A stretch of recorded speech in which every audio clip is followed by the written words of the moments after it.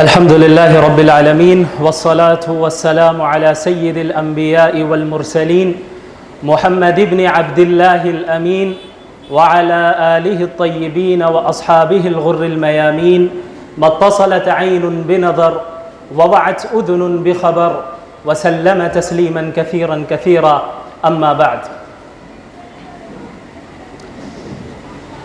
آج جو میرا ٹاپک ہے وہ اسلام اینڈ لبرلزم ہے. لبرلزم کا مطلب کیا ہوتا ہے اور اس کے نقصانات کیا ہیں اور لبرلزم کے قائل لوگوں کے نظریات کیا ہیں، ان پر گفتگو کرنے سے پہلے ضروری ہے کہ ہم مختصر طور پر اس کے اسباب کی طرف بھی متوجہ ہوں کہ لبرلزم کی آخر وجہ کیا رہی. یہ جو فتنہ ویسٹ سے ہمارے ملک میں آیا اور پوری دنیا میں پھیل گیا، ویسٹرن کنٹریز سے اس طرح کے جتنے بھی ازمز آئے ہیں ان کا جو منبع ہے وہ ویسٹرن کنٹریز ہی ہیں. تو اس بات کی سخت ضرورت ہے کہ ہم ویسٹرن کنٹریز کی تاریخ کا بھی یعنی اچھی طرح مطالعہ کریں، یا کم از کم مختصراً اس کے متعلق ہم کچھ جانتے ہوں. تو سب سے پہلے میں ویسٹ کے یعنی مغرب کی جو تاریخ ہے اس کو میں مختصراً بیان کروں گا. ویسٹ کی جو ہسٹری ہے اس کو ہم مختلف پیریڈز میں ڈیوائیڈ کر سکتے ہیں، مختلف ادوار میں ڈیوائیڈ کر سکتے ہیں، تقسیم کر سکتے ہیں. جو سب سے پہلا دور رہا ہے ویسٹ کا وہ حضرت عیسیٰ علیہ السلام کی ولادت سے 3000 سال پہلے سے لے کر حضرت عیسیٰ علیہ السلام کے 400 سال بعد تک کا زمانہ ہے. 3000 سال سے پہلے لے کر 400 سال بعد تک کا جو یہ دور ہے یہ ایک پیریڈ ہے جسے ہم کلاسیکل ایرا کہتے ہیں یا قدیم عہد کہتے ہیں. یہ وہ ویسٹ کا، مغرب کا یہ وہ زمانہ ہے جب فلسفے کا جو اسکول اور کالجز میں پڑھتے ہیں وہ ان ٹرمینالوجیز سے اچھی طرح واقف ہیں. اس فلسفی کا جو ہے ایجاد اس کی ہوتی ہے وہاں پر، اور اس کے علاوہ میتھس کی بھی ایجاد کی جاتی ہے، اور اس کے علاوہ تھیٹر وغیرہ کا جو سسٹم ہے، نظام ہے، وہ بھی اسی وقت کی ایجاد کردہ چیزیں ہیں جس کا اثر آج تک ہم محسوس کر رہے ہیں. یہ جو ہالی ووڈ ہے، بالی ووڈ ہے، یہ سب اس عہد قدیم کا اثر آج تک موجود ہے. شروعات وہاں سے ہوئی. تو یہ ایک زمانہ رہا. اس کے بعد 400 سال سے لے کر 1400 سال تک یعنی تقریباً 1000 سال یہ وہ زمانہ ہے جسے ہم مڈل ایجز کہتے ہیں، قرون وسطیٰ کہا جاتا ہے. اور یہ 1000 سال مغرب کی تاریخ کے ان کے اعتبار سے تاریک ترین دور ہے جسے یہ لوگ ڈارک ایجز کہتے ہیں. جنہوں نے ہسٹری پڑھی ہے وہ اس سے واقف ہوں گے کہ ڈارک ایجز کسے کہا جاتا ہے. تو یہ جو 1000 سالہ پیریڈ ہے، یہ جو مدت ہے، اسے وہ ڈارک ایجز کہتے ہیں. اس کی وجہ کیا ہے؟ اس کی وجہ یہ ہے کہ حضرت عیسیٰ کے 400 سال کے بعد سے لے کر 1400 سال تک مغرب میں مذہب کی حکمرانی رہی ہے، اور مذہب سے مراد یہاں کرسچینٹی ہے. اور ان کے یہاں طبقاتی نظام تھا.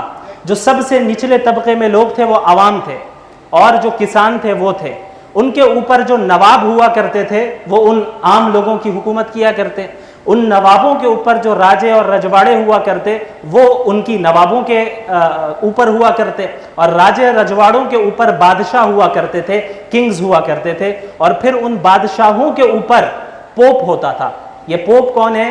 یہ کرسچنز کا خلیفہ ہے، اگر ہم کہیں آسان الفاظ میں، جو خلیفہ ہے. اور ان کا نظریہ کیا ہے ان کے متعلق کہ بھئی جو یہ پوپ ہے ہمارا، یہ جو فیصلہ فرمائے گا بس اسی کو فالو کرنا ہے. پوپ نے اگر کہہ دیا یہ چیز حلال ہے تو وہ چیز حلال ہو گئی، یہ چیز حرام ہے تو وہ چیز حرام رہی.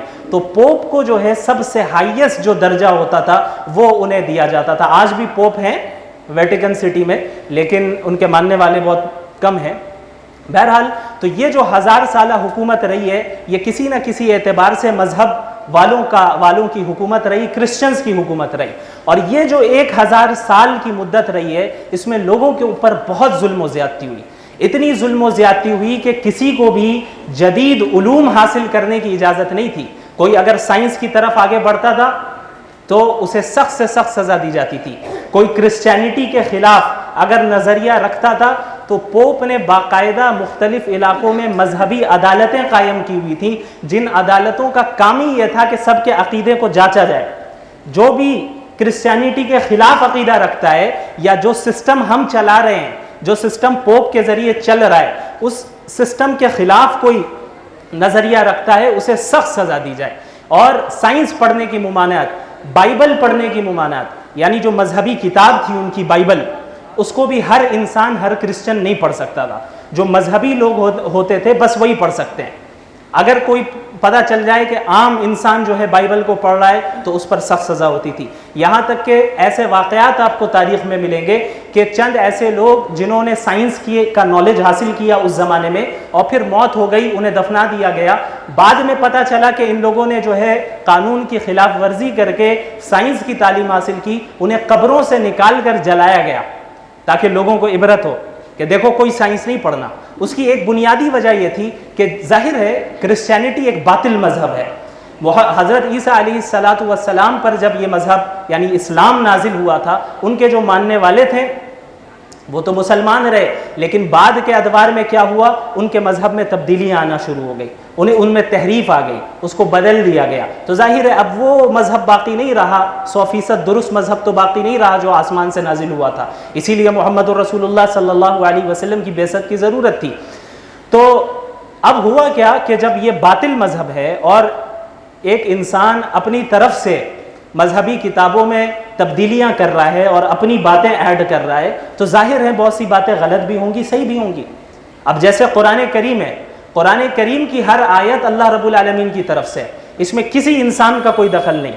یہ محمد الرسول اللہ صلی اللہ علیہ وسلم کا اپنا کلام بھی نہیں ہے, یہ اللہ رب العالمین کا کلام ہے, اور جس طریقے سے نازل ہوا وہ آج تک محفوظ ہے اور قیامت تک محفوظ رہے گا, یہ اللہ کا وعدہ ہے. تو یہ قرآن کریم میں کچھ ایسی غلطیاں نکل آئے, ایسی غلطیاں جو حقائق کے خلاف ہو, ایسی باتیں نکل آئیں جو حقائق کے خلاف ہو, فیکٹس کے خلاف ہو, ایسا نہیں ہو سکتا, یہ امپاسبل ہے کیونکہ یہ اللہ رب العالمین کی طرف سے نازل کردہ ہے. لیکن بائبل میں چونکہ تبدیلیاں لائی گئیں, اس میں انسانوں نے اپنی طرف سے انفارمیشن ایڈ کیا, تو انسانوں کی جو عقل ہوتی ہے وہ لمیٹڈ ہوتی ہے, وہ غلطی بھی کر جائے گا. تو اب جب سائنسی تحقیقات آنے لگی نئی نئی, تو ظاہر ہے وہ بائبل سے کانٹراڈکٹ ہونے لگی, بائبل سے ٹکرانے لگی. تو اس طرح ان لوگوں نے یہ سوچا کہ بھائی کسی بھی طریقے سے سائنسی نالج کو اور اس کے علوم پر پابندی لگا دی جائے.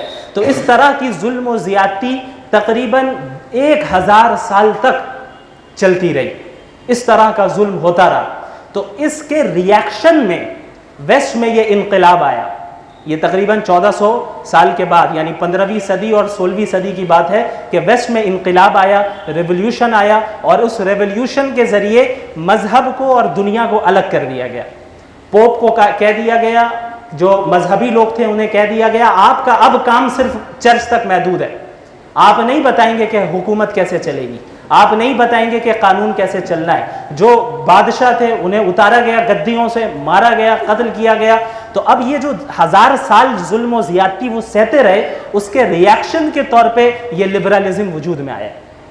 اب ہوا کیا, اب 1000 سال تک کرسچنز اور کرسچینٹی کے ظلم و زیادتی میں یہ لوگ رہے, تو اب اس کے ریاکشن میں انہوں نے یعنی وہ 1000 سال تک مذہبی لوگ کرسچنز ایک انتہا پر تھے, اور اس انتہا کا علاج کرنے میں جب ریاکشن ہوا تو یہ لوگ دوسری انتہا پہ چلے گئے. انہوں نے یہ سمجھ لیا کہ بھائی مذہب ہی ترقی کرنے میں رکاوٹ بن رہا ہے. اب ان کا جو ذاتی تجربہ رہا مذہب کے ساتھ, کرسچینٹی کے ساتھ, وہ اچھا نہیں رہا. تو انہوں نے یہ حکم تمام مذہبوں پر لگا دیا. انہوں نے سمجھا سارے مذاہب ایسے ہی ہوتے ہیں, یہ ایسے ہی ہے جیسے اگر کسی ایک عورت کو ایسا شوہر مل جائے جو اس پر ظلم و زیادتی کرتا ہے, مارتا ہے, پیٹتا ہے, تو وہ اس مرد کے ساتھ جو پرسنل ایکسپیرینس ہے وہ بڑا خراب ہے. تو اب وہ یہ حکم لگا دے دنیا کے تمام مرد ایسے ہی ہوتے ہیں. یہی معاملہ ویسٹ نے کیا ہے. انہیں تو اسلام کا علم وہاں تک پہنچا نہیں تھا. اچھا, یہ جو 1000 سالہ پیریڈ ہے محمد الرسول اللہ صلی اللہ علیہ وسلم کے بعد سے, یہ جو ان کے یہاں ڈارک ایجز کہلاتا ہے, ہمارے لیے وہ گولڈن ایج تھا, سنہرا دور, کہ اسلام اس وقت اپنی بالکل عروج پر تھا ہر اعتبار سے, دینی اعتبار سے, دنیاوی اعتبار سے, سیاسی اعتبار سے, سائنس اینڈ ٹیکنالوجی کے اعتبار سے, تعلیم کے اعتبار سے, ہر چیز میں مسلمان اس وقت آگے تھے, ہر چیز میں. اور جو میں نے ویسٹ کا پہلا دور بتایا حضرت عیسیٰ سے پہلے 3000 سال سے پہلے سے لے کر حضرت عیسیٰ کے بعد 400 سال تک، تو اس وقت جو فلسفی اور فلسفہ جو لوگوں نے یعنی مشہور ہوا تھا اس زمانے میں، یہ جو ڈارک ایجز ہیں یوروپ کے لیے، ہمارے لیے گولڈن ایج ہے، اور اسی دور میں اس فلسفے کا، یونانی فلسفے کا ترجمہ ہوا، اس گریک فلسفی کا ترجمہ کیا گیا عربی زبان میں، اور اسلام اور مسلمانوں نے فلسفی کے فیلڈ میں بھی جو ہے بہت ترقی کی، بہت آگے بڑھے۔ لیکن اس 1400 سال کے بعد یعنی 15ویں صدی اور 16ویں صدی میں اب عوام اکتا چکی تھی، اب انہوں نے بغاوت کی اور انقلاب آیا، حکومت کو اور سیاست یعنی حکومت کو اور مذہب کو دونوں کو الگ کر دیا گیا، اور یہ نعرہ لگا کہ اب ہم خود طے کریں گے کہ ہمیں کیسے زندگی گزارنی ہے، یہ مذہب کو بتانے کی ضرورت نہیں ہے، کیونکہ بہت زیادہ کرپشن ان کے پاس تھا، کرسچنز کے پاس، وہاں پہ باقاعدہ مغفرت کے لیے جو ہے ٹکٹس بانٹے جاتے تھے، آج بھی ہوتا ہے ان کے یہاں، یہ ہے کہ اگر آپ کو مکمل طور پر اپنی مغفرت کروانی ہے تو جو چرچ کا پادری ہے اس کے پاس جا کر آپ اپنے تمام گناہوں کا اظہار کریں، وہ دعا کرے گا، آپ کی مغفرت ہوگی۔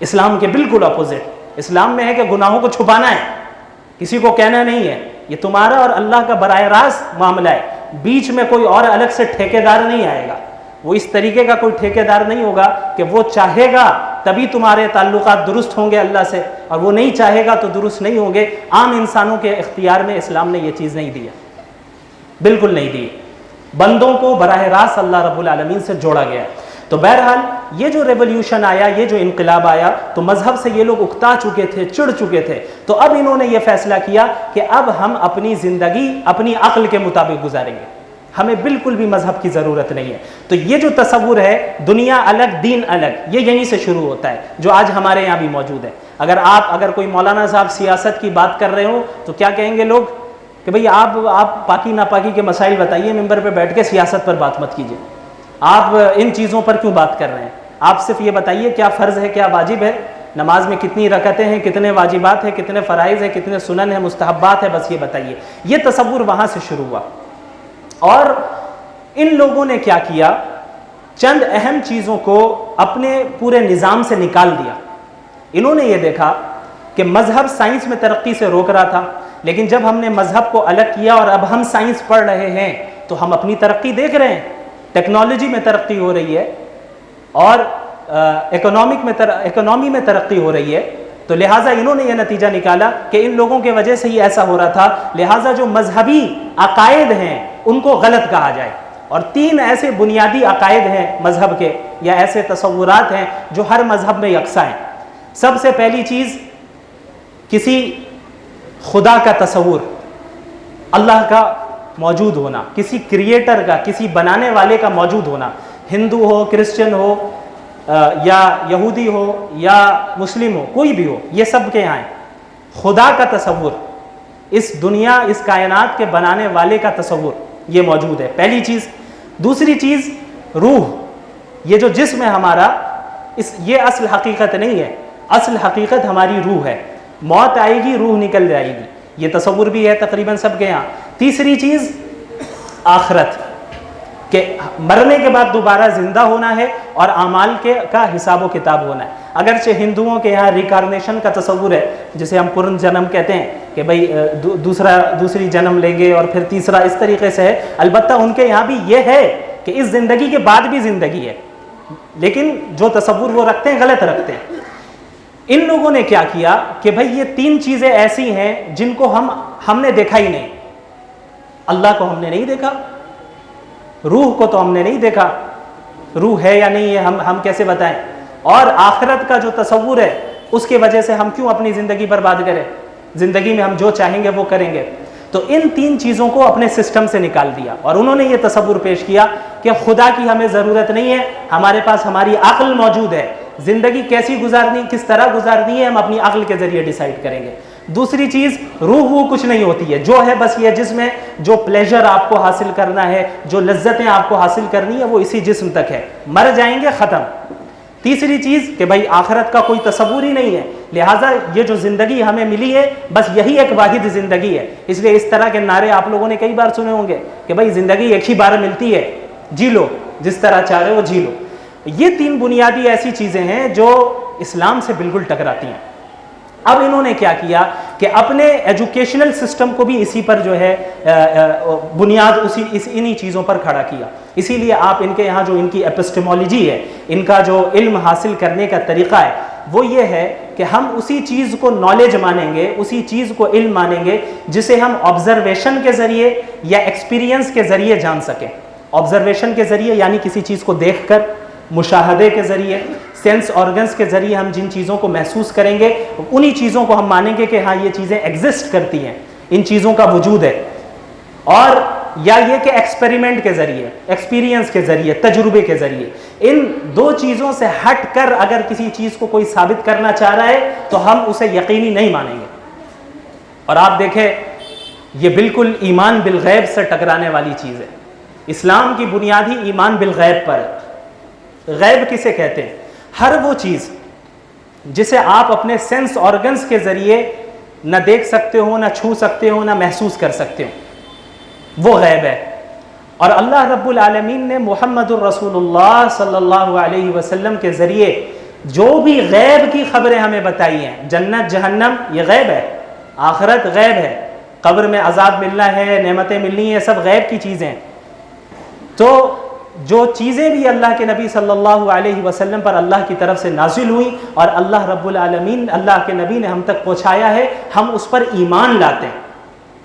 اور ایمان کی بنیاد ہی ایمان بالغیب پر ہے، حقیقی معنی میں، کہ جب تک لاجک ہمیں سمجھ میں نہ آئے، لاجک سمجھ آنے کے بعد مانیں گے، یا جب سائنس پروو کر دے تب مانیں گے، تو یہ ایمان نہیں ہے، یہ تصدیق کرنا ہو جائے گا، اسے ایمان نہیں کہیں گے۔ تو یہ چیز بھی ایمان بالغیب سے مکمل طور پر ٹکراتی ہے۔ اب انہوں نے کیا کہا؟ اب ان لوگوں نے یہ دیکھا کہ بھائی ہم نے مذہب کو ختم کیا اور مذہب ہی ہمارے لیے جو ہے رکاوٹ بن رہی ہے، تو اب اس سسٹم کو ہمیں پوری دنیا میں پھیلانا ہے۔ اب لبرلزم کی ابتدا جو ہے شروع ہوتی ہے، یعنی ابتدا ہوتی ہے، اور پوری دنیا میں پھیلانا وہ الگ انداز میں شروع کرتے ہیں۔ اسی کے بعد وہ زمانہ بھی آتا ہے جو کولونیلزم کا زمانہ ہوتا ہے، سامراجیت کا زمانہ ہوتا ہے۔ ویسٹرن کنٹریز کے مختلف فوجیں مختلف علاقوں میں جا کر قبضہ کرتی ہیں۔ یہ بڑے زور و شور سے کہتے ہیں کہ بھائی جتنی جنگیں ہوئی ہیں یہ مذہب والوں کی وجہ سے ہوئی ہے، مذہب آپس میں لڑواتا ہے۔ جتنے لوگوں کو قتل ان لبرلز نے کیا ہے اتنے کسی مذہب والوں نے نہیں کیا۔ آپ تاریخ پڑھیں، ترکی میں کس طریقے سے لبرلزم کو اور سیکولرزم کو نافذ کیا گیا، مارا گیا، کاٹا گیا لوگوں کو۔ الجیریا میں لاکھوں مسلمانوں کو ان لبرلز نے مارا، مصر میں ان لبرلز نے مارا، افغانستان میں ریسنٹلی 20 سال تک امریکہ کیا کرتا رہا؟ انہوں نے بس یہی کیا ہے کہ لبرلزم کو اور ہمارا جو ویسٹرن سسٹم ہے اس کو پوری دنیا میں تھوپا جائے۔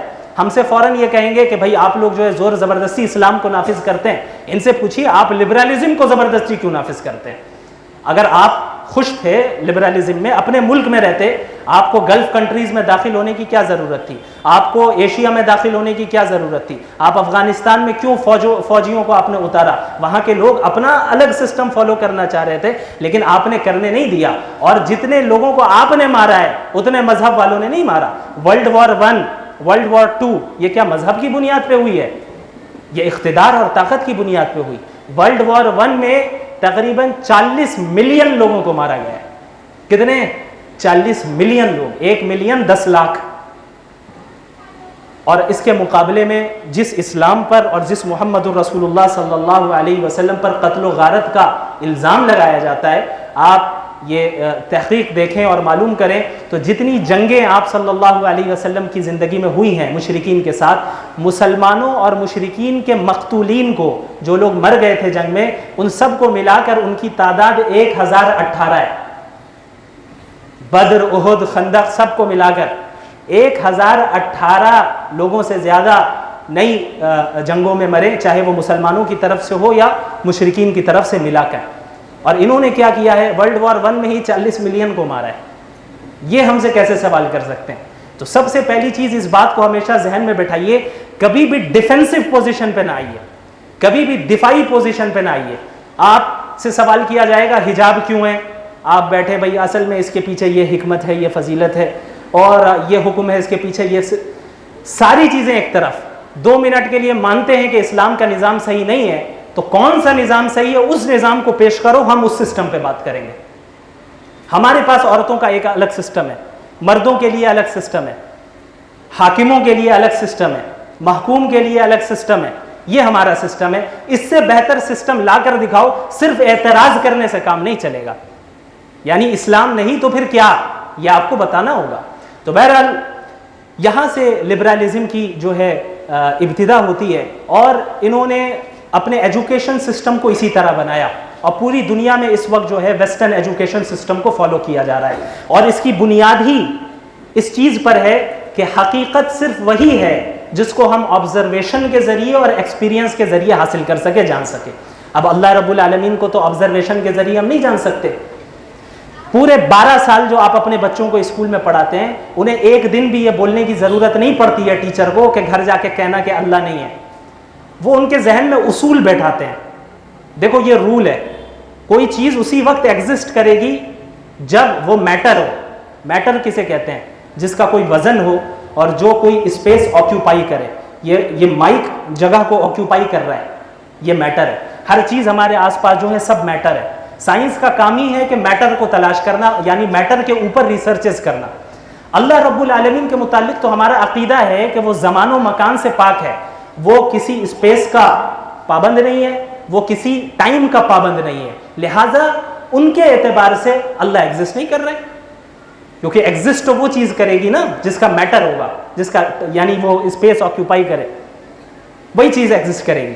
جس کا کوئی وزن ہوگا وہی چیز ایگزسٹ کرے گی. تو یہ اصول جب اپنے بچوں کو، آپ کے بچوں کو پڑھایا جاتا ہے، اس طرح کی ریسرچز پڑھائی جاتی ہیں اور اس طرح کے اصول اور رولز پڑھائے جاتے ہیں، تو 10-12 سال کے بعد اس کے ذہن میں خود بخود سوال پیدا ہوتا ہے کہ بھئی یہ جو ہے اللہ ہے تو دکھتا کیوں نہیں؟ اللہ ہے تو زمین میں اتنی پریشانیاں کیوں ہیں؟ کل ہی ایک آدمی نے سوال کیا کہ ایک بچی کا اگر ریپ ہو جاتا ہے تو اگر اللہ ہے تو اللہ روکتا کیوں نہیں ہے؟ یہ سوالات کیوں آتے ہیں؟ کیونکہ ہم نے زندگی کے اصل مقصد کو نہیں سمجھا. ایک طرف لبرلزم کا نظریہ ہے کہ جو کچھ ہے بس یہ دنیا ہے، اور جو فیصلہ کرے گا وہ ہم خود کریں گے. For the people, by the people, اور ایک کیا کچھ کہتے ہیں ٹو دا پیپل، یعنی لوگوں کے لیے، from the people, by the people, of the people, کہ لوگوں کی طرف سے ہی جو حکومت بنے گی وہ لوگوں کی ہوگی، لوگوں کے لیے ہوگی، اور لوگوں میں سے ہی ہوگی. یعنی یہ سسٹم جو حکومت کی چلے گی وہ صرف لوگ چلائیں گے. میجورٹی کا اعتبار ہوگا. میجورٹی کہہ رہی ہے اڈلٹری، زنا جائز ہے، لیگل ہونا چاہیے، لیگل ہونا چاہیے، وہ لیگل. میجورٹی کہہ رہی ہے شراب پینا عام ہونا چاہیے، کوئی پرابلم نہیں ہے، اسی کو مانا جائے گا. تو یہ نظریہ ان کا بنیادی ہے. اور لبرلزم جو ہے لبرٹی سے نکلا ہے. لبرٹی کہتے ہی ہیں آزادی کو. بظاہر یہ لفظ بڑا اچھا لگتا ہے، ہم سب آزادی چاہتے ہیں، لیکن وہ جس آزادی کی طرف بلا رہے ہوتے ہیں وہ آزادی انڈیویجول لبرٹی ہوتی ہے، کہ ہر انسان کو، ہر فرد کو مکمل آزادی ہے. یعنی وہ جو کرنا چاہتا ہے کرے، کوئی اس پر پابندی نہیں لگا سکتا. مثلا اگر ایک شخص چاہ رہا ہے کہ وہ زنا کرے، اور وہ مرد اور عورت، لڑکا اور لڑکی دونوں راضی ہے، تو ان کی ڈیزائر ہے، ان کی خواہش ہے، انہیں کیوں روکے ہم؟ یہ ان کا جسم ہے، ان کی مرضی ہے، وہ اسے فالو کریں گے. دوسری طرف اسلامک نظام ہے. اسلام کہتا ہے کہ یہ زندگی اللہ کی دی ہوئی ہے، اس زندگی کو ہم اپنی مرضی سے نہیں اللہ کی مرضی کے مطابق گزاریں گے. دو اپوزٹ نظریہ ہے، بالکل اپوزٹ. اور اسلام اور لبرلزم کے جو اصول ہیں وہ اتنے مختلف ہیں، جو لوگ، مجھے تعجب ہوتا ہے کہ مسلمانوں میں بعض ایسے لوگ ہیں جو اسلام اور لبرلزم کو ہم آہنگ کرنا چاہ رہے ہیں. لبرل مسلم، فیمنسٹ مسلمہ، ایسا ہو ہی نہیں سکتا. یہ ایسا ہے جیسے میں کہوں میں چھوٹے قد کا لمبا آدمی ہوں، میں پس قد لمبا آدمی ہوں. میں لمبا یا تو لمبے ہو گئے یا پس قد ہو گئے. میں کھانا کھاتا ہوں نہیں کھاتا ہوں، میں سو رہا ہوں نہیں سو رہا ہوں، میں کالا سا گورا آدمی ہوں. یعنی یہ اللاجیکل باتیں ہیں. لبرلزم اور اسلام میں کوئی ایکویلٹی یا اس کو ہم آہنگ ہم کر ہی نہیں سکتے. آسمان و زمین کا فرق ہے. جب بنیادی اصولوں میں فرق ہوگا تو جو طریقہ زندگی ہے اس میں فرق ہونا لازمی ہے. ان کا نظریہ ہے کہ جو ہے یہ زندگی ہے، جو پلیجر ہمیں حاصل کرنا ہے یہی حاصل کرنا ہے. تو پوری زندگی کی دوڑ دھوپ ہونی ہے صرف دنیا کمانے کے لیے. لازمی نتیجہ اس کا یہی نکلے گا کہ بھائی جو عیش ہے یہی ہے تو اب یہیں کماؤ. دوسری طرف اسلامی نظریہ ہے کہ یہ واحد زندگی نہیں ہے. ربنا امتنا اثنتین واحییتنا اثنتین، کہ اے رب آپ نے ہمیں 2 بار موت بھی دی، 2 بار زندگی بھی دی. تو ہم تو 2 زندگیوں پر عقیدہ رکھتے ہیں. ایک زندگی یہ دنیاوی زندگی ہے، اور دوسری زندگی موت کے بعد آخرت کی زندگی ہے، اور وہ زندگی ہمیشہ ہمیش کی زندگی ہے. تو عاقل انسان وہ ہے جو اس زندگی کی تیاری ابھی سے کر لے. تو جب ہمارا عقیدہ یہ ہوگا کہ جو ہماری اگلی زندگی ہے، جو ہمیشہ ہمیش کی زندگی رہنے والی ہے، وہاں پر ہمیں جو انعامات ملیں گے اس دنیا میں اعمال کی بنیاد پر اور عقیدے کے بنیاد پہ ملیں گے، تو ظاہر ہے ہماری زندگی گزارنے کا جو طریقہ ہوگا وہ الگ ہوگا. ہمیں اگر دنیا تھوڑی کم بھی مل رہی ہوگی ہم راضی رہیں گے. کیوں؟ اصل زندگی تو وہاں ہے، اصل تو ہمیں وہاں رہنا ہے. ہمارے اندر خود غرضی نہیں ہوگی، ہم اپنی زندگی کو اللہ کے احکامات کے مطابق گزاریں گے. تو انڈیویجول لبرٹی، ہر انسان کو اپنی خواہشات پر عمل کرنے کا موقع ملنا چاہیے، اور ان لمیٹڈ فریڈم ملنا چاہیے. یہ آپ کئی لوگوں سے سنیں گے ان لمیٹڈ فریڈم. اسلام اور مذہب فریڈم نہیں دے رہا ہے، وہ چاہ رہی ہے بغیر حجاب کے گھومنے کی، حجاب کی پابندی لگائی جا رہی ہے، یہ فریڈم نہیں ہے. ایک بندہ داڑھی کاٹنا چاہ رہا ہے، اسے اجازت اسلام نہیں دے رہا ہے، یہ فریڈم نہیں ہے. ایک بندہ زنا کرنا چاہ رہا ہے، اسلام اس کی اجازت نہیں دے رہا ہے، وہ فریڈم نہیں ہے. تو یہ نظریہ ان کا ہے جو کہتے ہیں کہ ان لمیٹڈ فریڈم ملے گا، حالانکہ حقیقت میں عملی طور پر یہ اپنے اصولوں سے خود یعنی کانٹراڈکٹ کرتے ہیں. ان کے اصولوں میں اور ان کی باتوں میں خود تضادات ملیں گے، خود کانٹرڈکشنز ملیں گے. کیوں؟ کیونکہ جو سسٹم بھی انسانوں کا بنایا ہوا ہوگا اس میں تضاد ہونا لازمی. اب آپ دیکھیں فار ایگزامپل، جب ایسا ملحد یا ایسا کوئی شخص لبرل یہ کہتا ہے کہ اسلام کو یا مذہب کو چھوڑنے میں یا لبرلزم کو اختیار کرنے میں فریڈم ہے، ان لمیٹڈ فریڈم ہے، تو اس سے سوال کیا جائے ان لمیٹڈ فریڈم کا کیا مطلب ہے؟ کیا اگر کوئی چاہ رہا ہے کہ ہم کسی کو قتل کریں تو اس کو فریڈم ملنا چاہیے؟ تو وہ کہے گا کہ نہیں، اس کی تو اجازت نہیں ہے. اگر کوئی چاہ رہا ہے کہ کسی کے مال کی چوری کر لیں، اس کی خواہش ہے. آپ نے کہا ہر انسان کو وہ کرنے کی اجازت ہونی چاہیے جو وہ چاہ رہا ہے، اور یہ ان لمیٹڈ فریڈم ہے. تو کیا چور کو چوری کرنے دے دی جائے؟ تو کہیں گے نہیں. تو پھر ان لمیٹڈ فریڈم نہ کہو، لمیٹڈ فریڈم کہو. لمیٹڈ فریڈم جیسے تمہارے یہاں ہے، اسلام میں بھی لمیٹڈ فریڈم ہے. اسلام نے بھی آپ کو اپنی زندگیاں گزارنے کا موقع دیا ہے. اسلام نے بھی آپ کو دنیا کمانے کا موقع دیا ہے. دنیا کمانا تو حرام نہیں رکھا، دنیاوی نعمتوں سے استفادہ کرنے کا بھی کی اجازت دی ہے، بلکہ ترغیب دی ہے. هو الذی خلق لکم ما فی الارض جمیعا، اس زمین میں جو کچھ ہے وہ تمہارے لیے بنایا گیا ہے. تو جب ہمارے لیے بنایا گیا ہے تو ہم استفادہ کریں گے، دنیا بھی کمائیں گے. اور لیکن ہمارا جو اصل تصور اور اصل عقیدہ ہوگا اور جو اصل مقصد ہوگا وہ آخرت ہے. ہم اللہ کو راضی کرتے ہوئے چلیں گے. جس طرح ہر سسٹم کے قوانین ہوتے ہیں، جس طرح ہر کنٹری کے لاز ہوتے ہیں، اسی طرح اسلام کا بھی لا ہے، اس کے بھی قوانین ہے. کیا فرق ہے؟ بس فرق یہ ہے کہ آپ کے قوانین کچھ اور ہیں، ہمارے قوانین کچھ اور ہیں. تو جس طرح آپ کے یہاں لمیٹڈ فریڈم ہے، اسی طرح ہمارے یہاں بھی لمیٹڈ فریڈم ہے. تو آپ یہ نہیں کہہ سکتے کہ لبرلزم کو اختیار کرنے پر ہمیں یعنی جو ہے ان لمیٹڈ فریڈم حاصل ہوگا. تو یہ جو ہے یہ ان کے نظریات ہیں. اور اس کے علاوہ اب آئیے جو ان کی منافقت ہے اسے دیکھتے ہیں. اب ان کی منافقت کیا ہے؟ آپ نے ان لوگوں کو فریڈم آف اسپیچ کا نعرہ لگاتے ہوئے بہت سنا ہوگا. فریڈم آف اسپیچ، اظہار رائے کی آزادی. ابھی حال میں ہی محمد الرسول اللہ صلی اللہ علیہ وسلم کی شان میں گستاخی کی گئی، تو جو لوگ اس گستاخی کرنے والے اور والیوں کو ڈیفینڈ کر رہے تھے وہ کیا کہہ رہے تھے؟ بھائی فریڈم آف اسپیچ ہونا چاہیے، اگر کوئی کسی کو گالی دے رہا ہے تو اس کا حق ہے. اور یہ ویسٹ نے بھرپور رکھا ہے کہ بھائی اگر آپ کو بلاسفیمی کرنا ہے کیجیے، یہ جو ہے آپ کا فریڈم آف اسپیچ ہے. لیکن اگر وہیں کے لوگ گورنمنٹ کے خلاف بولنے لگ جائے، آپ دیکھیں آپ کے ساتھ کیا سلوک ہوگا. یہاں فریڈم آف اسپیچ کہاں گیا؟ ان سے سوال کیا جائے. یعنی ہم صرف سنیں گے نہیں. اگر آپ یہ کہہ رہے ہیں کہ ہر ایک کو اپنے رائے کا اظہار کرنے کی اتنی آزادی ہو کہ کوئی کسی کی توہین کر رہا ہے، کسی مقدس شخصیت کی توہین کر رہا ہے، اس کو بھی روا کر لیا جائے، تو پھر جب گورنمنٹ کے خلاف بولا جا رہا ہے یا گورنمنٹ کے خلاف کوئی کام کیا جا رہا ہے، آپ کی گورنمنٹ کو ہٹانے کے لیے آپ کیوں پابندی لگاتے ہیں؟ آپ کو اظہار رائے کا وہ ملنا چاہیے. ابھی چند سالوں پہلے تک یو کے کی کوئین کے خلاف اگر کہ کوئی کچھ کہہ دیتا تو پھر اسے قتل کی سزا تھی اگر اس کی بلاسفیمی کرتا وہ. بعد میں یہ لاز انہوں نے تبدیل کیے لیکن یہ ماضی قریب کا واقعہ ہے. اچھا, محمد الرسول اللہ صلی اللہ علیہ وسلم قرآن اور اسلام کی توہین کرنا یہ فریڈم آف اسپیچ ہے, لیکن آپ کسی ملک کے ترنگے کی توہین کر لیں, دیکھیں آپ کے ساتھ کیا سلوک ہوتا ہے. انڈین فلیگ کی آپ توہین کر کے دیکھیں آن پبلک, اس وقت فریڈم آف اسپیچ بھول جائیں گے سب. ابھی حال میں ہی BBC جو نیوز چینل ہے اس کے اینکر نے UK کا جو جھنڈا ہے, ترنگا ہے, اس کے متعلق یہ بات کہی کہ بھئی یہ بڑا چھوٹا ترنگا ہے.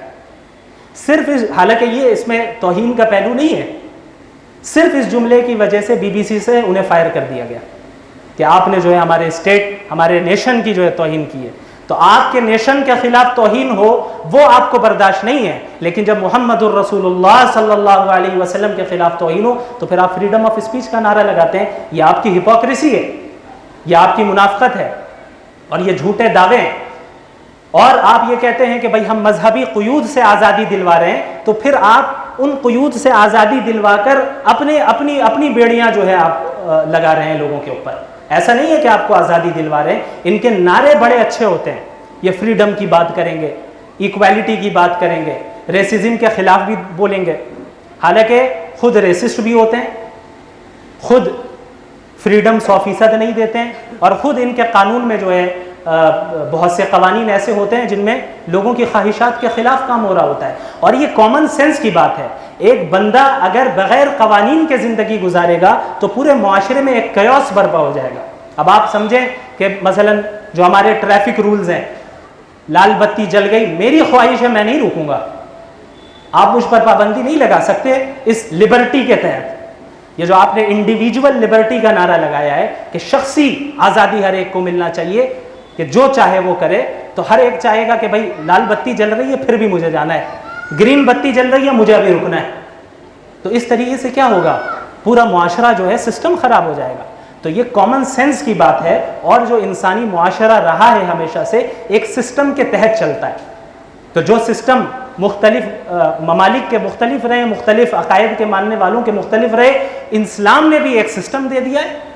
تو آپ یہ نہیں کہہ سکتے کہ ہم مذہب کی پابندیوں سے نکال رہے ہیں. ہو سکتا ہے نکال رہے ہوں, لیکن پھر اپنی پابندیوں میں لوگوں کو لے جا رہے ہیں, آزاد نہیں کر رہے. تو یہ اس طرح کی ان کی منافقت ہے, لوگوں کو اس کو سمجھنا بہت زیادہ ضروری ہے. تو جب لبرلزم کو جب عسکری طور پہ فوجیوں کے ذریعے اور پاور کے ذریعے پھیلانے کی کوشش کی گئی, تو انہوں نے کیا کیا, ہر شعبے میں اپنے سسٹم کو تھوپا. تعلیم کے نظام میں اپنا ویسٹرن نظام تعلیم, ہم جس طرح سائنس پڑھاتے ہیں اس طرح پڑھانا ہے. سائنس کی اسلام مخالفت نہیں کرتا, اس کو اچھی طرح ذہن میں رکھیے. بلکہ جو میں نے بتایا کہ اسلام کے جو گولڈن ایج تھا, اس میں سائنسی ترقی اتنی ہم نے کی ہے کہ اس وقت جو ایجادات ہوئے اس کی بنیاد پر آج تک کام ہو رہا ہے. تو اسلام کبھی سائنس سے نہیں روکتا. اور یہ بھی یاد رکھیے گا, سائنس کبھی بھی اسلام کے مخالف نہیں ہے. سائنس ہمیشہ اسلام کی تائید کرے گی, ہمیشہ. سائنٹیفک فیکٹس کی بات کر رہا ہوں میں. سائنس میں ایک تھیوریز ہیں, مفروضات ہیں, اور دوسرے فیکٹس ہیں. کوئی تھیوری کسی آیت کے خلاف ہو سکتی ہے. کیوں؟ کیونکہ تھیوریز میں تبدیلی آتی رہتی ہے. تھیوری کیا ہے, ابھی فیکٹ نہیں ہے, وہ ایک ریسرچ پیش کی گئی ہے, ہو سکتا ہے 100 سال کے بعد وہ ریسرچ تبدیل ہو جائے. تو وہ تو امکان ہے اس بات کا کہ وہ کوئی تھیوری قرآن اور حدیث سے ٹکرا رہی ہو, لیکن وہ تھیوری فیکٹ ہی نہیں ہے. ابھی انہیں اور کام کرنے کی ضرورت ہے, آگے بڑھتے جائیں. بالآخر موافقت تو قرآن و حدیث سے ہی کرنی ہے. لیکن وہ فیکٹس جو سائنٹیفک فیکٹس بن چکے ہیں, جو حقائق ہو گئے ہیں, حقائق بن چکے ہیں, مفروضات نہیں رہے ہیں, محض تھیوریز یا نظریات نہیں رہے ہیں, وہ حقائق کوئی بھی ایک آپ سائنٹیفک فیکٹ نہیں دکھا سکتے جو کتاب و سنت سے ٹکراتی ہو, نہیں دکھا سکتے. تو انہوں نے کیا کیا, تو ہم یہ کہہ رہے ہیں کہ جو ان کا ایجوکیشن سسٹم ہے, سائنس پڑھنا غلط نہیں ہے, لیکن جس سسٹم کے تحت یہ سائنس پڑھا رہے ہیں وہ سسٹم آپ کو لادینیت, الحاد, ایتھزم کی طرف اور لبرلزم کی طرف لے جا رہا ہے. ایسی باتیں بتا رہے ہیں. اور ہم جب سائنس کو پڑھیں گے اللہ کو اور قرآن کو سپیریئر رکھتے ہوئے پڑھیں گے. ہمارے یہاں کیا نظریہ بن گیا ہے, سائنس سے ہم قرآن اور حدیث کو جج کرتے ہیں. سائنس سے جج کرتے. سائنس اوپر ہے، قرآن نیچے. اسلامک ایجوکیشن سسٹم میں کیا ہوگا؟ قرآن و حدیث اوپر ہے، سائنس نیچے. قرآن و حدیث کے ذریعے بھی ہم اس سے استفادہ کریں گے کہ یہ جو تھیوری پیش کی جا رہی ہے کس حد تک صحیح ہو سکتی ہے. یعنی سائنس کو مکمل اتنا اختیار نہیں رہے گا کہ وہ مذہب کے اوپر وہ چلی جائے. تو بہرحال یہ ایجوکیشن سسٹم میں انہوں نے قبضہ کیا، اس ایجوکیشن سسٹم کو پھیلایا. انڈیا میں بھی جو آج ایجوکیشن سسٹم ہے، جو اسکولز ہیں، وہ اسی سسٹم کو فالو کرتے ہیں. اس کے علاوہ یہ اکنامک جو سسٹم ہے ہمارا اکنامی کا، وہاں داخل ہوئے، وہاں پہ سرمایہ دارانہ نظام کو تھوپا، کیپٹلزم کو تھوپا.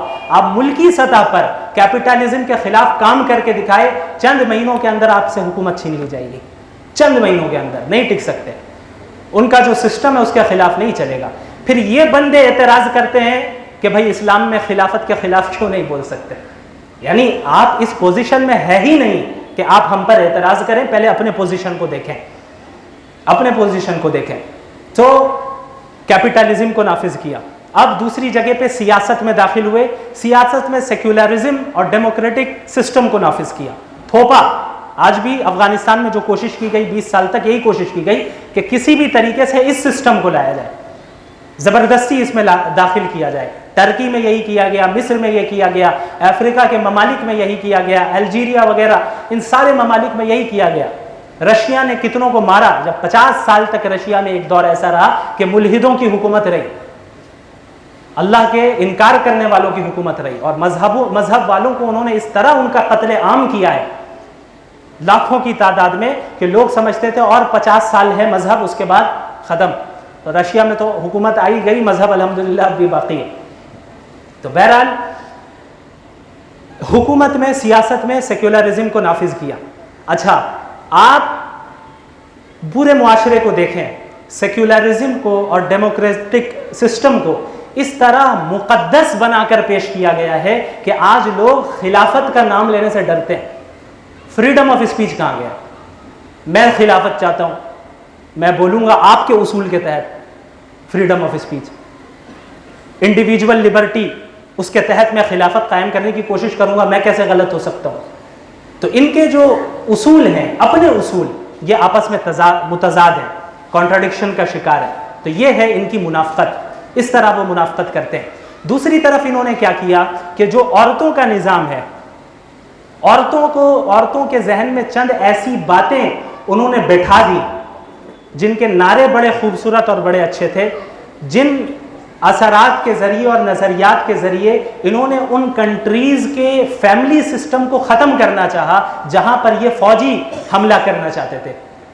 آپ سب نے فیمینزم کا نام سنا ہوگا. فیمینزم کی ابتدا اسی طرح ہوئی ہے. فیمینزم کو پھیلایا ہی اسی لیے گیا تاکہ جن کنٹریز میں، ان ویسٹرن کنٹریز کے لوگوں کو اور حکومتوں کو جن کنٹریز میں داخل ہونا تھا اور وہاں پر اپنی حکومت قائم کرنی تھی، انہوں نے یہ اسٹریٹجی اختیار کی کہ سب سے پہلے ان کے فیملی سسٹم کو خراب کرو. جب فیملی سسٹم خراب ہوگی تو اب فیملی سسٹم حکومت کنٹرول کرے گی، اور جب یہ چیز ہو جائے گی تو حکومت کرنا آسان ہوگا. ورنہ ہمارے یہاں کیا ہے، اسلام میں کیا ہے، جو فیملی سسٹم ہے اس کا جو گارجین ہوگا، مرد اس کا گارجین ہے، وہ لیڈ کرے گا اس سسٹم کو. تو ہر فیملی ایک یونٹ ہے، ہر فیملی کے پاس ایک اسٹرینتھ ہے، ایک پاور ہے، ایک طاقت ہے. تو اس طرح کئی یونٹس مل کر پورا معاشرہ اسٹرانگ ہوتا ہے. لیکن جب ان یونٹس کو ہی بالکل بکھیر دیا جائے تو پھر وہ معاشرہ تتر بتر ہو جاتا ہے اور ان پر حملہ کر کے قبضہ کرنا آسان ہوتا ہے. فیمینزم کی ابتدا اسی بنیاد پہ ہوئی. اسی لیے میں کہتا ہوں کہ فیمینزم ایک پولیٹیکل تحریک ہے. اس کی ابتدا جو ہوئی ہے وہ پولیٹیکل بنیادوں پر ہی ہوئی ہے. اور نعرے کیا لگائے گئے؟ Gender equality. بھائی جو مرد اور عورت ہیں وہ بالکل ایکول ہیں ہر چیز میں، ہر چیز میں وہ ایکول ہیں، کسی چیز میں فرق نہیں. لہٰذا اگر مرد کماتا ہے عورت بھی کمائے گی، مرد حجاب نہیں پہنتا ہے عورت بھی حجاب نہیں پہنے گی. یہ جو سوالات ہمارے ذہن میں آتے ہیں، مثلا ایک مرد 4 شادیاں کر سکتا ہے، عورتیں 4 شادیاں کیوں نہیں کر سکتی، یہ سوال اسی اصول کے اثر کا نتیجہ ہے کہ آپ نے یہ سمجھ لیا کہ ہر چیز میں ایکویلٹی ہے. یہ جب آپ نے تسلیم کر لیا تبھی آپ پوچھ رہے ہیں ان کو 4 مل رہی ہے تو ان کو 4 کیوں نہیں مل رہا. آپ نے یہ تسلیم کر لیا کہ جینڈر ایکویلٹی کا جو اصول ویسٹ نے پیش کیا ہے وہ بالکل صحیح ہے، جسے ہم اندھی تقلید کہتے ہیں. ہے نا. ایک بندہ, ابھی میں کہوں تو میرے بات کا اتنا اثر نہیں پڑتا, کوئی آپ کے سامنے سائنٹیفک ریسرچ پیش کروں. اب ایک جو ہے کوئی گورا آ جائے کوٹ پینٹ پہن کر, وہ بولے گا آپ دیکھیں ماشاءاللہ, یہ وہ ہو سکتا ہے کچھ اور بول کے چلا جائے, لیکن جو ذہنی غلامی کے جو ہم شکار ہو چکے ہیں کہ ہم نے ان کو سپیریئر سمجھ لیا, انہوں نے ہمیں یہ بتا دیا کہ بھائی ہم ہی سپیریئر ہیں, اور اسی وقت کامیاب ہوگے جب ہمارے سسٹم کے تحت چلو گے. اور اسلام ان تمام نظاموں کے خلاف بغاوت کرتا ہے. اسلام اس کے خلاف اٹھتا ہے اور بتاتا ہے کہ یہ دنیا اللہ کی ہے, یہ زندگی دینے والا اللہ ہے, ہم آج سانس لے رہے ہیں وہ آکسیجن پرووائڈ کرنے والا اللہ ہے. تو اس سسٹم, جو سسٹم اس دنیا میں نافذ ہوگا اور جس سسٹم کے تحت ہم چلیں گے, اپنی زندگی گزاریں گے, وہ صرف اللہ کا سسٹم ہوگا. اور ہم تمام سسٹمز کو ریجیکٹ کرتے ہیں, ایکسیپٹ نہیں کرتے. تو جینڈر ایکویلٹی کے نام پر اس طرح بیوقوف عورتوں کو بنایا گیا ہے, بڑے معذرت کے ساتھ اس طرح بیوقوف بنایا گیا کہ ان کا جنسی استحصال بھی کیا جا رہا ہے اور مال و دولت میں اضافہ کیا جا رہا ہے عورتوں کے ذریعے. وہ کیسے؟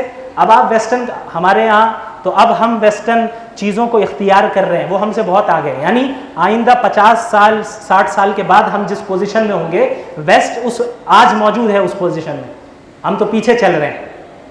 ویسٹرن کنٹریز میں جب آپ جائیں گے آپ کو معلوم ہوگا, اور یہاں پہ بھی یہ چیزیں آ گئی ہیں کہ عورتوں کو یہ کہہ کر کہ بھائی مرد کما سکتا ہے تو تم کیوں نہیں کما سکتی, تم بھی آؤ آفس میں آؤ. کس طرح انہیں آفیسز میں اسٹافس کے تھرو, مینجمنٹ کے تھرو ہیرسمنٹ کا شکار ہونا پڑتا ہے. کچھ نہیں, کسی سے پوچھے نہیں, صرف گوگل پہ ڈالیں, صرف گوگل پہ ڈالیں, ساری ریسرچز آپ کے سامنے آ جائیں گی. عورتیں کما رہی ہے, یہ کہہ کر انہیں بتایا گیا کہ باہر نکلو, کماؤ, فائنینشیل انڈیپینڈنٹ ہو, تبھی ایکویلٹی ہوگی. لیکن اس کے پیچھے, اس کی آڑ میں یہ کیا کرتے ہیں, اپنے پروڈکٹ کو بکواتے ہیں. اب آپ دیکھ لیں کوئی پروڈکٹ ہو, وہاں پر برہنہ عورت یا نیم برہنہ عورت کھڑی ضرور رہے گی آدھے لباس کو پہن کر. کیوں؟ کیونکہ لوگ ان عورتوں کی طرف متوجہ ہوں گے, اٹریکٹ ہوں گے, عورتوں کی طرف اٹریکٹ ہوں گے, ہمارا پروڈکٹ بکے گا, ہماری فائنینشیل ترقی ہوگی. اسی لیے آپ دیکھیں بہت سی جگہوں پہ ریسیپشن میں بھی عورتوں کو رکھا جاتا ہے. بہت سی جگہوں پہ جہاں پروڈکٹ بیچنا ہو, جو سیلز مین ایک زمانے تک کہتے تھے, آج اکثر سیلز گرل کے نام سے آپ سنیں, سیلز گرل رکھی جاتی ہے تاکہ آپ ان کی باتوں سے اتنا متاثر ہو جائیں کہ ایک خریدنا ہوتا تو آپ 10 خرید لیں. اچھا ماشاءاللہ, اتنے اٹریکٹ ہو رہے ہیں کہ اسے خوش کرنے کے لیے 10 خرید لیں. یہ سسٹم ہے. اور بعض انڈسٹریز میں تو معاملہ ایسا ہے کہ عورتوں پر یہ لازم کیا گیا ہے کہ اسکرٹ ہی پہن سکتی ہے, فل یونیفارم نہیں پہن سکتی, پورا کپڑا. یہ بندے اعتراض کرتے ہیں کہ حجاب پہننا ضروری کیوں ہے. یعنی ان سے پوچھو کہ تمہارے یہاں کوئی عورت حجاب پہن کر کام کر سکتی ہے؟ نہیں کرنے دیں گے. ابھی کتنے کنٹریز میں بین کیا جا رہا ہے حجاب کو بین کیا جا رہا ہے. تو یہ ان کی منافقت ہے, ہپوکریسی ہے. جینڈر ایکویلٹی اسلام کی نظر میں کیا ہے, اسے سمجھ لیجیے. بحیثیت انسان مرد اور عورت برابر ہے, ہم اس ایکویلٹی کے قائل ہیں. اور بحیثیت عبد اللہ کی نظر میں بحیثیت بندہ یا بندی کے دونوں برابر ہیں. جو نیکی کرے گا وہ آگے بڑھے گا. کتنی عورتیں ایسی ہوں گی جو بعض مردوں سے اعلیٰ مقام رکھتی ہوں گی جنت میں, لیکن ذمہ داریوں کے اعتبار سے بھی اگر آپ کہیں جینڈر ایکویلٹی, تو ہم اس جینڈر ایکویلٹی کے قائل نہیں ہیں. اس اصول کو اگر آپ نے اپنے ذہن میں بٹھا لیا, سینکڑوں اعتراضات آپ کے ذہن سے نکل جائیں گے, اس کا حل آپ کو مل جائے گا. وہ جینڈر ایکویلٹی جو ویسٹ پیش کرتا ہے, جس جینڈر ایکویلٹی کو, ہم اس جینڈر ایکویلٹی کو نہیں مانتے. ہم مرد اور عورت میں اس ایکویلٹی کے قائل ہے ہی نہیں.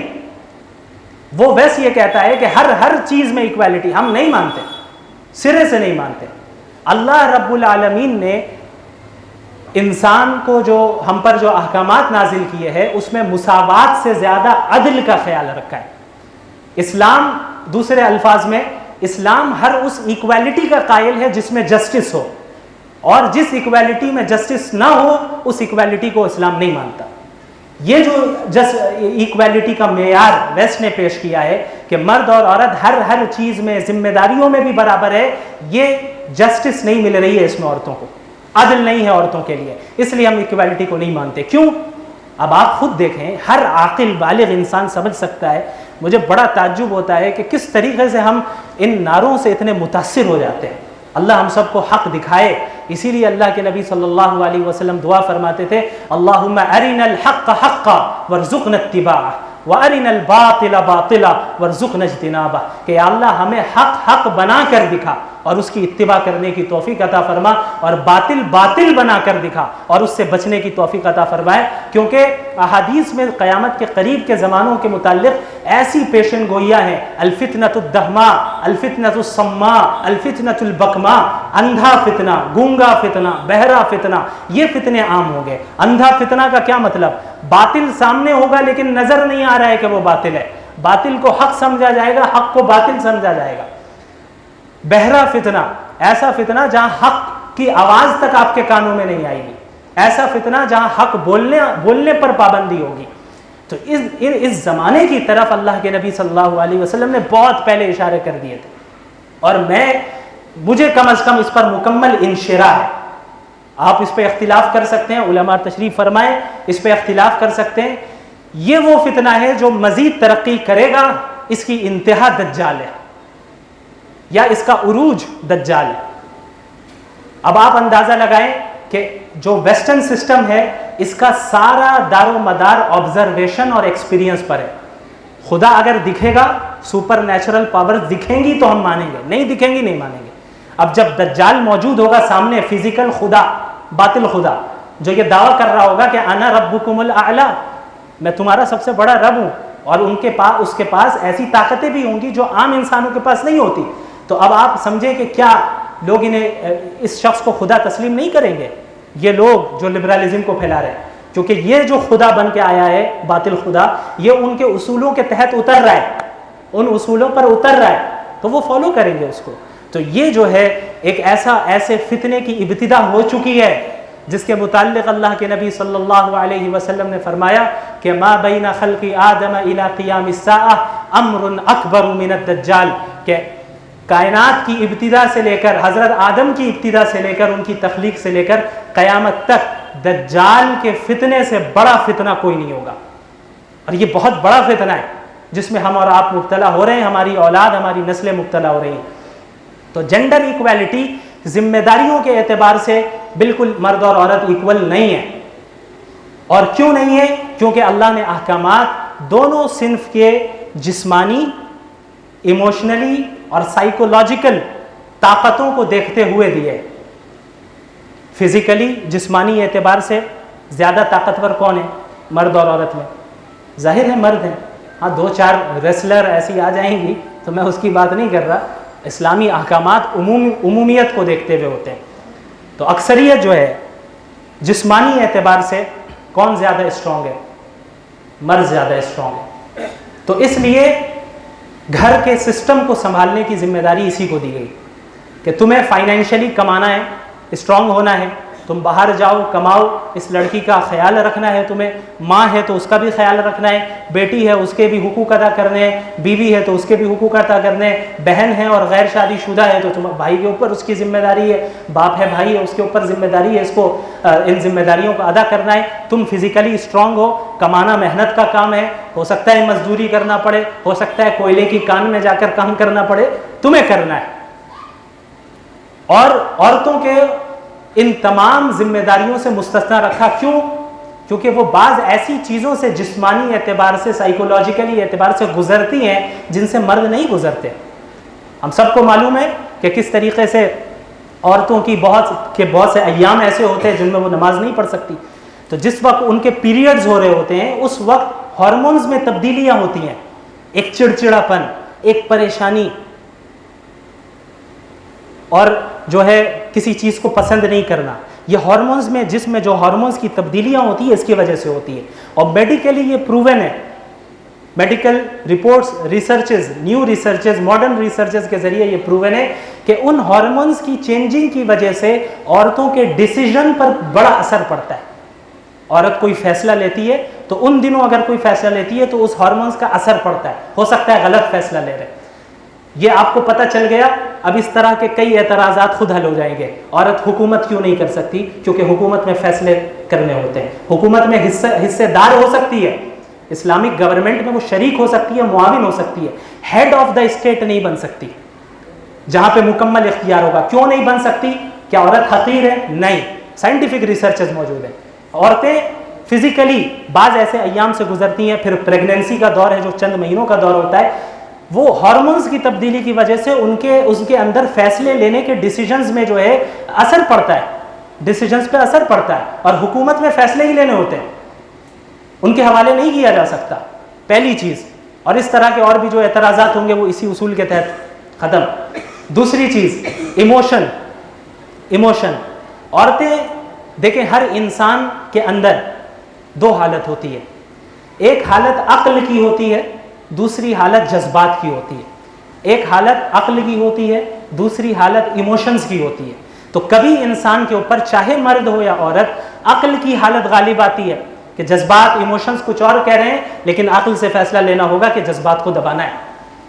کبھی ایسا ہوتا ہے چاہے مرد ہو یا عورت ہو کہ جذبات والی جو حالت ہے وہ عقل پر غالب آ جاتی ہے. عقل بتا رہی ہے غلط ہے، لیکن اتنے زیادہ ایموشنل ہو گئے کہ اب اس ایموشن کے تحت فیصلہ لیا.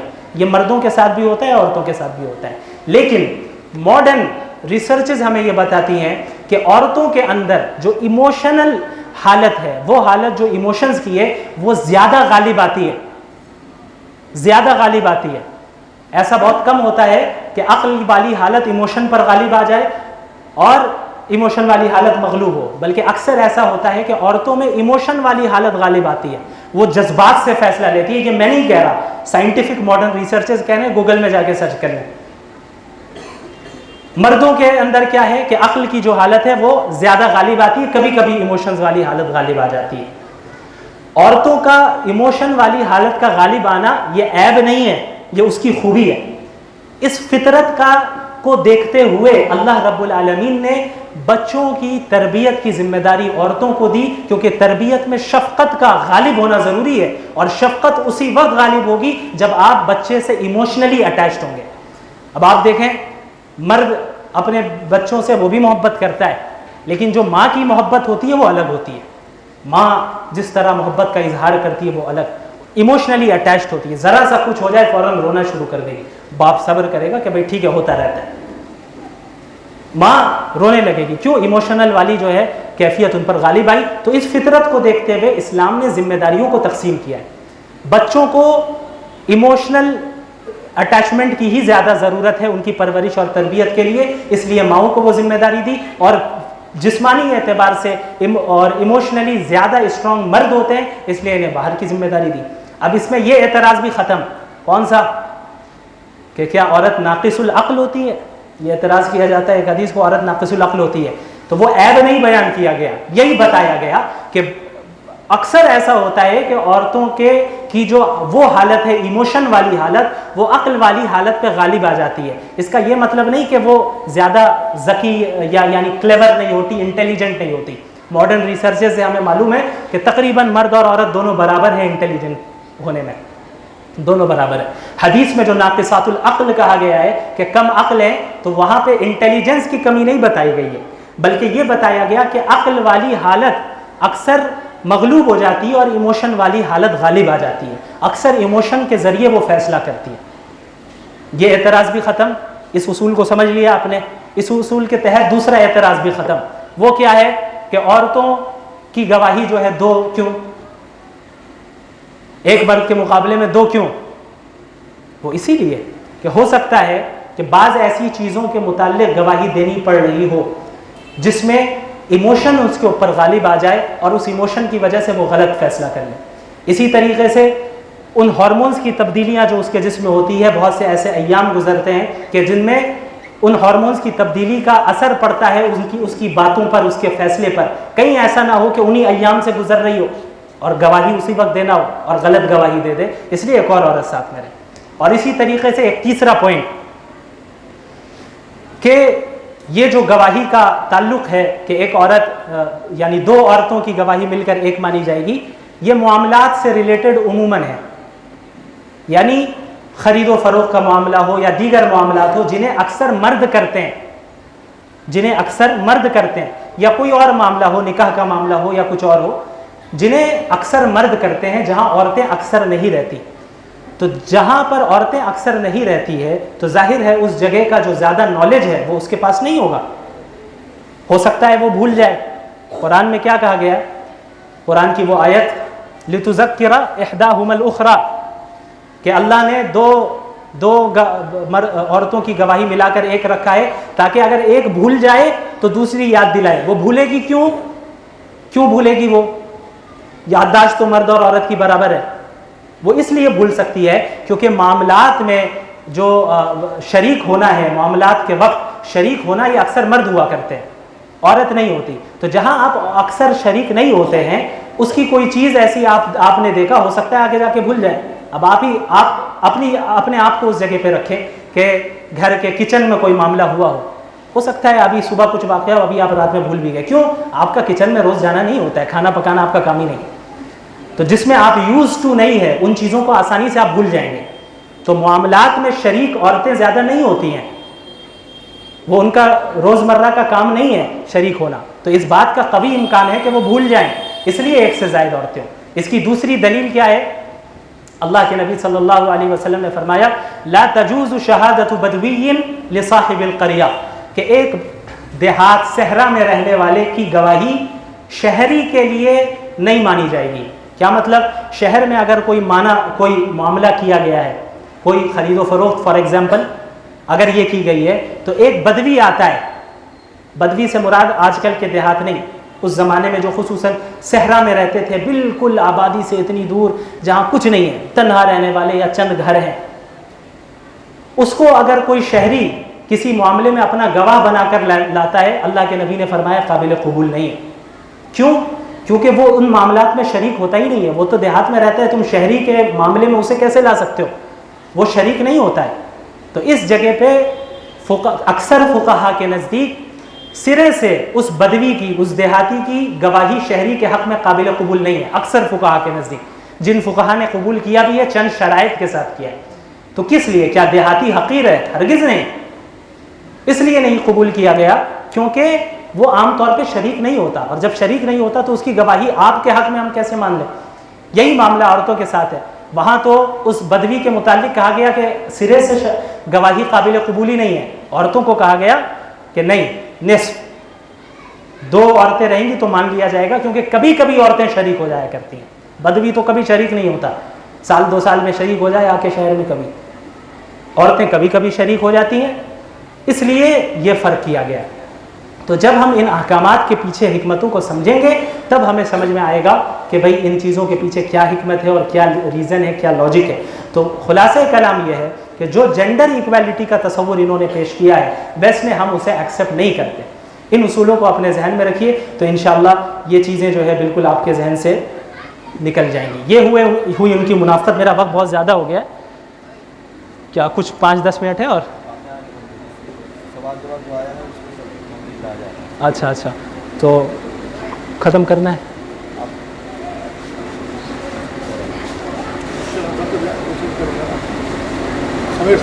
اچھا مختصراً میں اب اپنی بات کو سمیٹتا ہوں. تو یہ میں نے جو خرابیاں ہیں ویسٹرن کنٹریز کی، اس کو میں مختصراً گنا دیتا ہوں. لبرلزم کا نتیجہ اب کیا نکل رہا ہے؟ کئی سال سے جو ہے لبرلزم ہے. آپ کو معلوم ہونا چاہیے کہ کرائم کے کیسز، ریپ کیسز سب سے زیادہ امریکہ میں ہے، جسے سب سے زیادہ ترقی یافتہ سمجھا جاتا ہے. یعنی آپ کرائم کو نہیں روک پا رہے ہیں کیونکہ آپ نے انسانوں کو اس کی فطرت کی پٹری سے ہٹا دیا ہے. جس طرف آپ لے کے جا رہے ہیں اس کا نتیجہ یہی ہوگا کہ ریپ کیسز وہاں پہ بڑھیں گے. تو یہ کرائم کو آپ جو ہے سالو نہیں کر پا رہے ہیں. اس کے برخلاف جہاں اسلامک کنٹریز ہیں بہت حد تک وہاں پر کرائم ریٹس ڈاؤن ہے. اس کے علاوہ ان کے یہاں چونکہ اب شادیوں کا رواج ختم ہو رہا ہے، شادی کی کیا ضرورت ہے، آپس میں ایک دوسرے سے تعلقات ہم نے رکھے، تو اس لیے وہاں پر بچوں کی جو پیدائش ہے وہ کم ہو گئی. اور جو ایک قوم کو اپنی پاپولیشن اور اپنی نسل بچانے کے لیے جتنا ایوریج یعنی وہ چاہیے ریشیو بچوں کی پیدائش کی، اس سے بھی کم ہے. اب وہاں پریشان ہو رہے ہیں کہ بھئی چند 100 سال کے بعد یا چند سالوں کے بعد جا کر تو پوری قوم ختم ہو جائے گی، بچے ہی پیدا نہیں ہو رہے. اس کی فکر کی جا رہی ہے، اس لیے پریشان ہو رہے ہیں. ان کا پورا فیملی سسٹم خراب ہو چکا ہے. کئی ایسے بچے پیدا ہو رہے ہیں جنہیں یہی نہیں معلوم کہ اس کا باپ کون ہے. اور سائیکولوجیکلی جو ہے اس بچے پر یہ اس کا اثر پڑ رہا ہے کہ یہ سائیکولوجیکلی یہ پروون فیکٹ ہے کہ جو بچہ ایسا پیدا ہو جس کو یہ معلوم ہی نہ ہو کہ میرا باپ کون ہے، وہ سائیکولوجیکلی تھوڑا سا جو ہے نقص کا شکار ہوتا ہے، پریشانیوں کا شکار ہوتا ہے. تو اس طرح ڈپریشن، یہی ویسٹرن کنٹریز ڈپریشن میں سب سے آگے ہے. سب سے زیادہ سوسائڈ اگر کہیں کیا جا رہا ہے تو ویسٹرن کنٹریز میں کیا جا رہا ہے، یہ ایتھیسٹ کر رہے ہیں. کیوں؟ زندگی کا مقصد ختم ہو گیا، صرف پیسے کمانا مقصد، چند دن خوش رہے پھر اب کوئی مقصد نہیں آ رہا، اب ڈپریشن کی طرف جا رہے ہیں اور سوسائڈ ریٹ بڑھ رہا ہے. تو یہ چیزیں جو ہے ویسٹرن کنٹریز کو تباہ و برباد کر رہی ہیں، اور چند سالوں کے بعد یہ بالکل تباہ ہو جائیں گے اگر اسی پٹری پر رہے. ہم جو ہیں ابھی چند سال پیچھے چل رہے ہیں ان سے، تو ہماری عقل کا اور جو ہے ایمان کا تقاضا یہ ہے کہ اس سسٹم سے ہم اپنے آپ کو پرہیز کریں، اپنے بچوں کو اس سسٹم سے بچائیں، اپنے گھر والوں کو اس سسٹم سے بچائے کہ جو پریشانیاں اور جو تباہی اور جو ہلاکتیں آج ویسٹرن کنٹریز فیس کر رہے ہیں وہ ہمیں آگے نہ فیس کرنا پڑے. اللہ تعالی ہم سب کو ان باتوں پر عمل کرنے کی توفیق عطا فرمائے. وآخر دعوانا الحمدللہ رب العالمین.